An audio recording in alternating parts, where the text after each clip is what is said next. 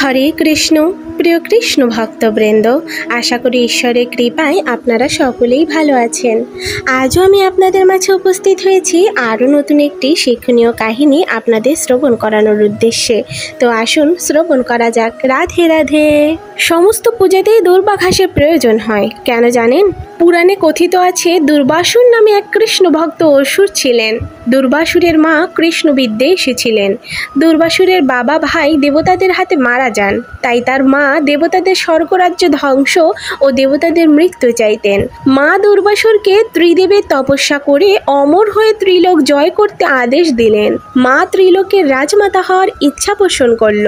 মায়ের কথায় দুর্বাসুর নির্জনে কঠোর তপস্যা শুরু করে।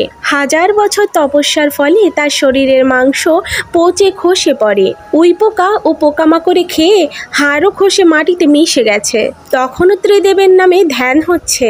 দেবতারা ভয় পেয়ে দুর্বাসুরের তপস্যা ভঙ্গে ব্যর্থ হয়। অবশেষে ত্রিদেব দুর্বাসুরের কাছে এসে ব্রহ্মা কমণ্ডলের জল ছিটিয়ে পূর্বরূপ দিয়ে বর প্রার্থনা করতে বললেন। দুর্বাসুর বললেন, প্রভু, আমি মাতৃ আজ্ঞাতে তপস্যা করেছি।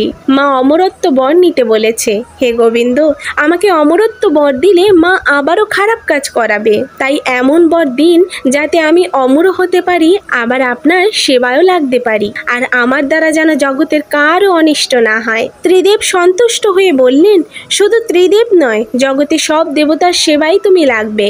দুর্বাসুর, তুমি দুর্বা ঘাসে পরিণত হয়ে সব দেবতার পূজায় লাগবে।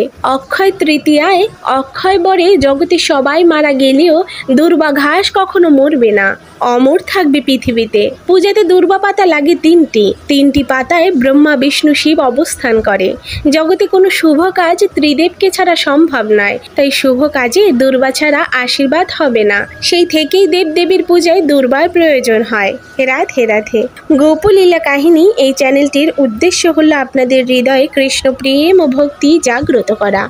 আমাদের যে কোনো রকম ভুল ত্রুটি ক্ষমা সুন্দর দৃষ্টিতে দেখবেন এবং এরকম আরও নিত্য নতুন কাহিনী শ্রবণ করার উদ্দেশ্যে আমাদের চ্যানেলটিকে সাবস্ক্রাইব করে আমাদের পাশে থাকবেন। রাধে রাধে।